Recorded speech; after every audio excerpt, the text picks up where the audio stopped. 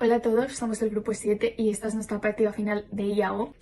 El proyecto se titula Predicción del éxito y valoración de videojuegos mediante minería de datos y texto con redes neuronales artificiales. Lo hemos estado desarrollando estas últimas semanas del cuatrimestre del curso de 2025-2026 y lo entregaremos el 14 de diciembre. El trabajo está realizado por Josema, Miguel, Eloy y yo, María. A continuación pasaré a explicar un poco la descripción del problema y los objetivos que tenemos con este trabajo. En la industria del videojuego, muchas empresas lanzan demos antes de publicar la versión final. Estas demos permiten recoger valoraciones iniciales, pero no siempre reflejan la valoración que tendrá el juego completo. Nosotros somos una empresa intermediaria cuyo reto es anticipar esa valoración final, lo que llamamos user rating, mediante los datos recogidos en esa fase beta. Para ello combinamos dos tipos de información: datos estructurados del videojuego como género, precio, plataforma o duración, y reseñas escritas por los jugadores tras probar la demo. Nuestro objetivo principal es construir un modelo predictivo que, a partir de esa información, sea capaz de estimar con precisión la nota que recibirá el juego una vez publicado. Además, queremos demostrar que incluir el texto de las reseñas mejora significativamente la capacidad de predicción frente a usar solo datos estructurados. Muy buenas a todos, mi nombre es Miguel Lluvero y en esta parte del vídeo os voy a explicar las herramientas empleadas a lo largo del proyecto, el preprocesamiento de datos y el procesamiento de los datos, excluyendo las reseñas textuales, es decir, con datos estructurados.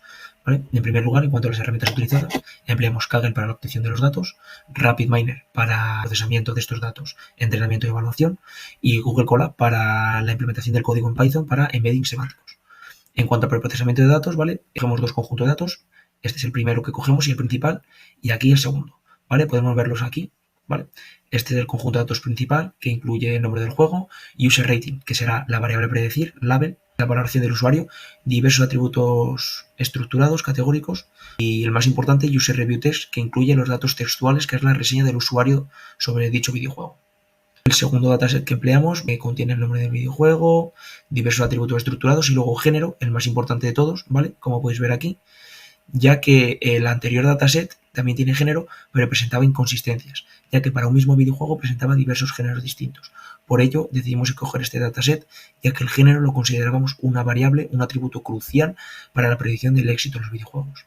En el primer dataset, ¿vale? Lo que hacemos es eliminar el atributo de publisher, que generaba diversas inconsistencias, y hacer un rename, el principal, ¿vale? Que de game title lo llamamos title. Luego, con el segundo dataset, lo que hacemos es elegir, como mencioné anteriormente, solo el nombre del videojuego y el género, que es muy importante. Y luego hacemos otro rename, ¿vale? En este caso de name, que es el nombre del videojuego, a title. De esta forma, en ambos datasets, el nombre del videojuego se llama title. Entonces, con ello hacemos un join. De esta forma, obtenemos un dataset unificado. Después, con el dataset, cuando ya solo tenemos uno, realizamos diversos operadores, ¿vale? En primer lugar, un remove duplicates para quitar duplicados, filas idénticas, un trim para normalizar y asegurar consistencia, filter examples para quitar filas con valores faltantes y el exclude subject attr, ¿vale? Que en este caso quitamos los atributos subjetivos, los que no aportan a la predicción del éxito. Estos son algunos de los atributos que excluimos. Luego, en deploy, ¿vale? Dividimos el flujo del proyecto en dos ramas. La primera, el conjunto de test, que serían los 7.000 primeros ejemplos, ¿vale? Y luego el conjunto de entrenamiento, que sería lo restante. En el conjunto de entrenamiento dividimos el flujo nuevamente en tres ramas distintas. Una para el entrenamiento con datos estructurados, otra rama para el entrenamiento con datos estructurados más la reseña textual, ¿vale? Para el análisis de sentimiento, y otra igual, pero con embedding semánticos. En este caso voy a explicaros yo la rama de entrenamiento con datos estructurados. En primer lugar, quitamos user review test, ¿vale? Para quitar datos textuales y solo tener datos estructurados. Y luego probamos tres configuraciones distintas. En todas asignamos como label user rating, ¿vale? Primero una configuración con decision tree, luego otra con random forest, ¿vale? Como podéis ver aquí. Y por último, con redes neuronales utilizando Deep Learning, ¿vale? Es muy importante mencionar que en todos los performance utilizamos root mean square error, el error cuadrático medio, ¿vale? Y tras probar las tres configuraciones, obtenemos que la mejor de ellas, el mejor modelo, es el de cross validation con redes neuronales, ya que obtiene un error cuadrático medio de 1,176, el más bajo de las tres configuraciones, ¿vale? Y por ello, con este store, ¿vale? Guardamos este modelo para la posterior aplicación del mejor modelo. Hola, muy buenas a todos. Mi nombre es José Manuel Cardona y voy a explicar en este caso el entrenamiento que hemos realizado con datos estructurados más TF y DF con análisis de sentimiento. Antes de nada, decir que partimos justo cuando ya hemos dividido el dataset entre el conjunto de test y el conjunto de train, y lo primero que hacemos es utilizar este generate ID para generar un ID que necesitaremos luego para unir los datos que han sacado tanto por aquí este flujo como el que saca por aquí. Luego utilizamos nominal to text para pasar el tipo de datos de la review de cada usuario de nominal a text, ya que text es el tipo de datos que necesita usar tanto text vectorization como process documents from data para funcionar bien. Luego utilizamos text vectorization para dar pesos usando TF y DF a cada palabra de cada review. En este caso se creará una columna por cada palabra y se le dará el peso correspondiente a cada review utilizando TF y DF, como os he dicho, en esa palabra a cada review de cada usuario. Luego usamos este multiply para sacar lo que nos da aquí text vectorization, como lo que nos da por aquí process documents from data, que lo que hace process documents from data es limpiar y normalizar, en este caso, la review de cada usuario, pues como lo hace, tokenizando, eliminando stop words, pasándolo todo a minúsculas, etc. Luego utilizamos este inner join ID para unir por el ID tanto este flujo que saca por aquí de process documents from data como el que saca por aquí text vectorization. Utilizamos el rol para poner como etiqueta a predecir, o bueno, en este caso para entrenar la nota que damos a cada videojuego, bueno, la nota que da el usuario a cada videojuego. Y utilizamos este multiply para utilizar estos tres modelos para entrenar. El primero es un árbol de decisión, el segundo es un random forest, perdón, y el tercero es un perceptron multicapa. Cabe destacar que hemos buscado un equilibrio entre, en este caso, que saque el menor error posible, el error que hemos usado es el root mean square error, y el tiempo de ejecución, ya que al ser un ejemplo, o bueno, un trabajo académico, no nos interesaba mucho que el tiempo de ejecución fuera muy alto, que en otros ejemplos pues mucho más grandes sí puede ser más interesante buscar un error más pequeño, pero que el tiempo de ejecución sea más alto. Una vez hemos entrenado estos tres modelos, vemos que el modelo que menor root mean square error saca es el árbol de decisión, que saca 1.239. Cabe destacar también que el perceptron multicapa saca el mismo error, 1.239, pero la variabilidad del perceptron multicapa es mayor. En este caso, el árbol de decisión tiene una variabilidad de 0.009 y la del perceptron multicapa me suena que era 0.031, que es mayor, entonces, pues por este detalle nos hemos quedado con el árbol de decisión.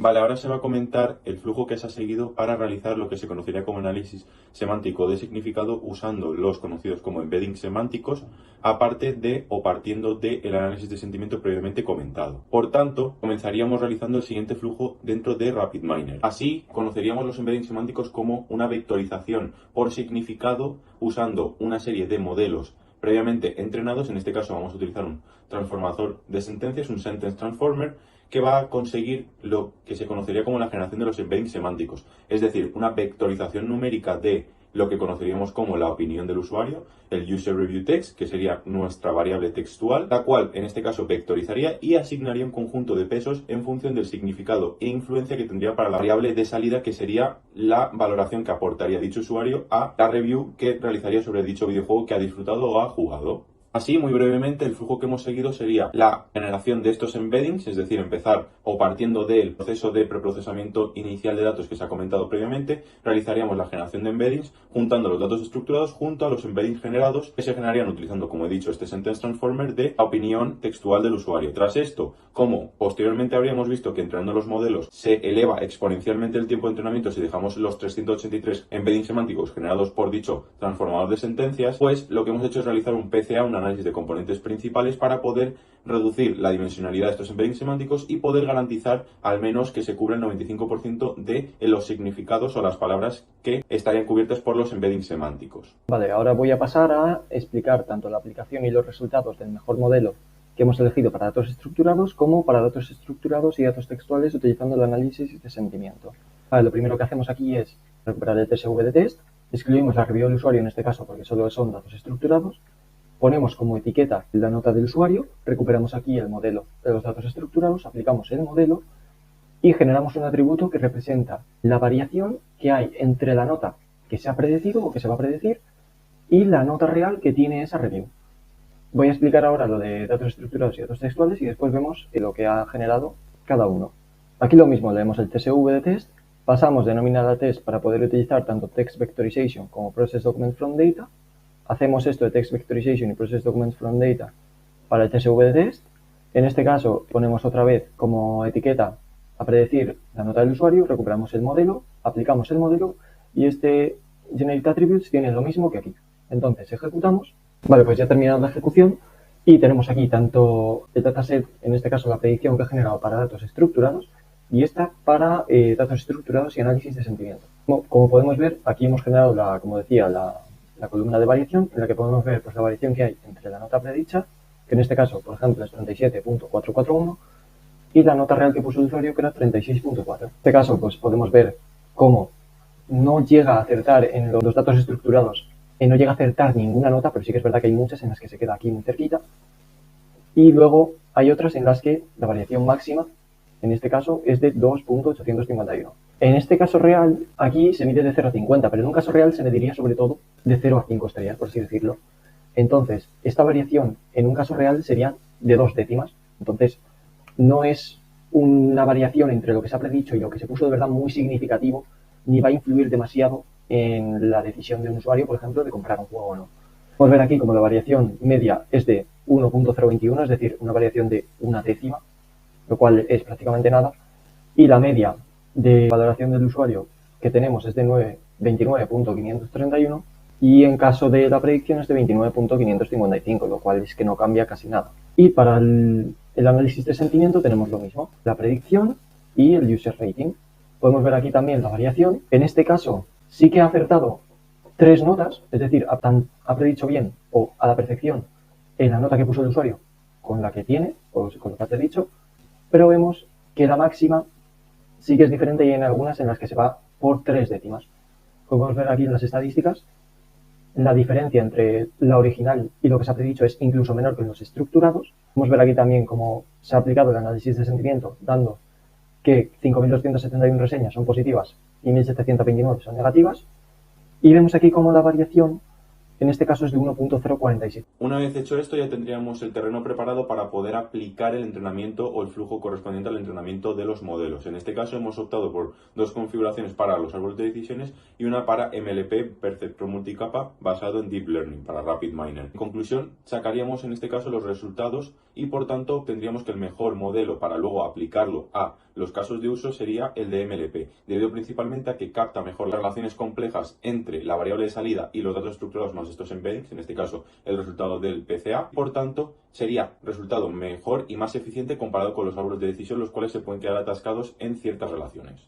Y por último hablaríamos sobre los casos que hemos aplicado o que hemos usado para aplicar sobre el conjunto de test, es decir, estas 7.000 reseñas que hemos guardado del conjunto total del dataset inicial para poder comprobar si nuestros modelos entrenados son correctos o no. En este caso, para los embeddings semánticos, cogeremos estas 7.000 filas y aplicaríamos el preprocesado utilizado anteriormente para esta rama de los embeddings semánticos y obtendríamos las siguientes métricas, por las cuales obtendríamos que una diferencia aproximadamente máxima sería del 3,3, es decir, 0,33 centésimas para la nota sobre 0 a 5. Si hablamos en este caso de 0 a 50 sería un 3,3, lo cual no supondría, y sobre todo en problemas de clasificación no supondría un problema, ya que no variaría mucho la nota y podríamos decir que nuestro modelo está acertando en la mayoría de los casos, ya que las notas son muy próximas. Aparte de este caso de uso, también hemos aplicado una variación en la review o en esta variable textual para poder observar el significado y la importancia de poder entrenar estos modelos con el análisis de significado. Así, hemos variado algunas palabras, en este caso, como nuestras reviews estaban en el tema de inglés, pues las hemos variado correspondientemente a este idioma utilizando sinónimos del mismo significado para poder ver que, en este caso, como bien podríamos observar en estos resultados que tendría a mi derecha, que se utilizan o se realizan las mismas predicciones y por tanto nuestros embeddings semánticos funcionarían correctamente. Como conclusiones generales, tras aplicar diferentes modelos y comparar 3 enfoques, estructurado, análisis de sentimiento y embeddings semánticos, hemos comprobado que, como hemos dicho anteriormente, la combinación de datos estructurados con texto mejora los resultados. En especial, los embeddings semánticos permiten capturar matices del lenguaje que los métodos tradicionales no detectan y eso se refleja en un menor error de predicción. Nuestra solución aporta una ventaja clara frente a otros enfoques. Permite a las empresas tomar decisiones más informadas antes del lanzamiento, reducir riesgos y ajustar sus estrategias de marketing o desarrollo según las valoraciones anticipadas.